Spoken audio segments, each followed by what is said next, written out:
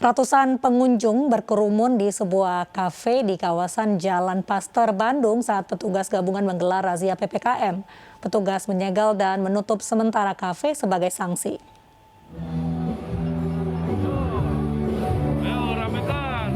Ratusan pengunjung berkerumun dan berdesakan di dalam kafe di kawasan Jalan Pasteur, Bandung, Jawa Barat. Petugas yang datang langsung mengimbau dan membubarkan seluruh pengunjung kafe. Petugas juga menyegel dan menutup sementara kafe sebagai sanksi. Petugas merazia 7 tempat hiburan malam di Bandung. Dan saat petugas datang, pihak tempat hiburan malam menutup rapat pagar untuk mengelabui petugas. Petugas yang curiga terpaksa memanjat pagar setinggi 4 meter untuk dapat masuk.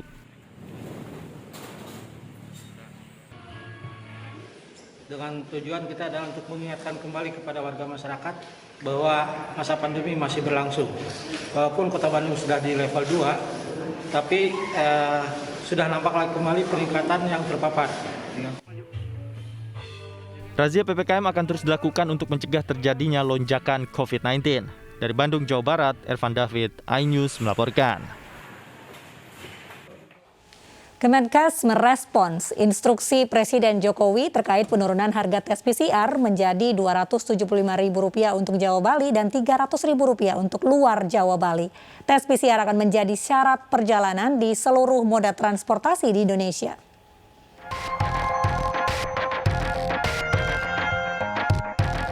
Polemik PCR sebagai syarat perjalanan tak kunjung reda.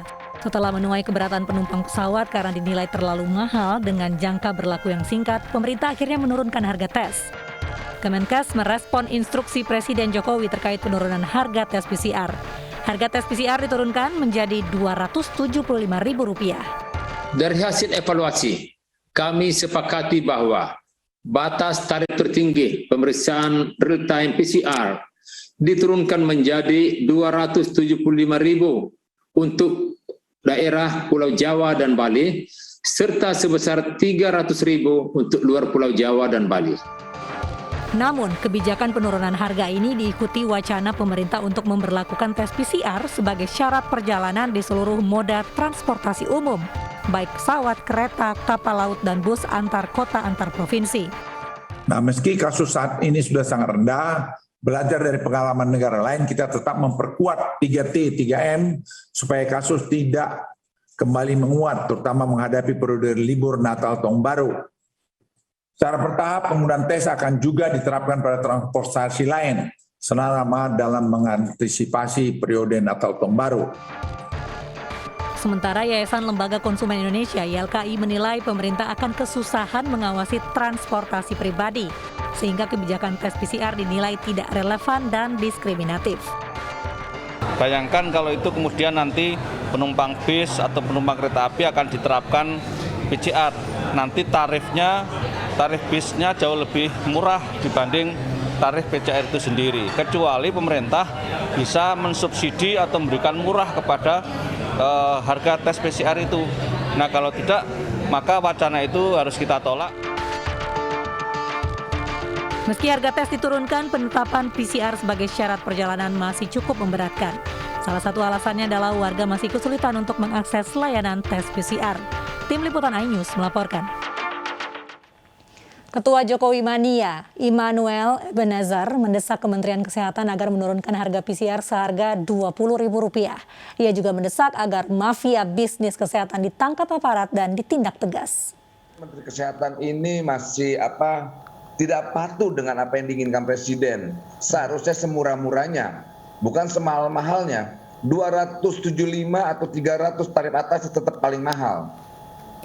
Jangan ukuran kantong pejabat atau ukuran menteri. Menteri Kesehatan 5 juta pun menurut mereka murah mungkin, tapi tetap untuk rakyat mahal. 270 tetap mahal. Jangan berbisnis dengan rakyatnya lah, ini bahaya sekali. Sekali lagi kami mengimbau pemerintah untuk menggratiskan atau membuat tarif semurah-murahnya untuk rakyat PCR ini. Karena gini, kita memang sama-sama sepakat bahwa PCR ini menjadi alat testing untuk mencegah menambahnya virus ini. Nah, tapi yang harus diperhatikan juga negara harus hadir tengah rakyatnya. Bentuknya apa? Memurahkan atau mensubsidi tarif PCR-nya. Karena rakyat bukan menolak PCR-nya. Yang rakyat tolak itu adalah tarifnya. Jadi saya sedikit berkomentar soal pernyataan Pak Mahfud. Ya memang kita tidak menolak PCR-nya. Siapa yang menolak PCR-nya? Yang kita tolak itu tarif yang mahal, Pak. Gitu. Dan ini membebani masyarakat sekali. Pemerintah menetapkan cuti bersama Natal 24 Desember ditiadakan. Penghapusan cuti bersama untuk mencegah meningkatnya kasus COVID-19 pada akhir tahun.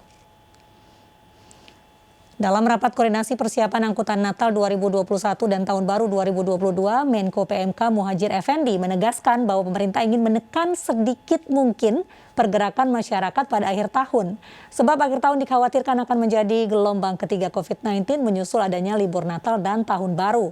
Muhadjir juga mengimbau masyarakat agar tidak pulang kampung atau bepergian apabila tidak ada kepentingan mendesak pada libur akhir tahun 2021.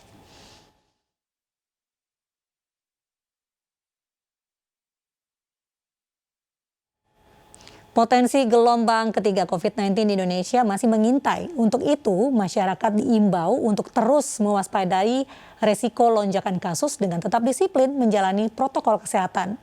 Pemerintah juga akan mempercepat proses vaksinasi guna mencegah gelombang ketiga yang diprediksi bakal terjadi akhir tahun ini.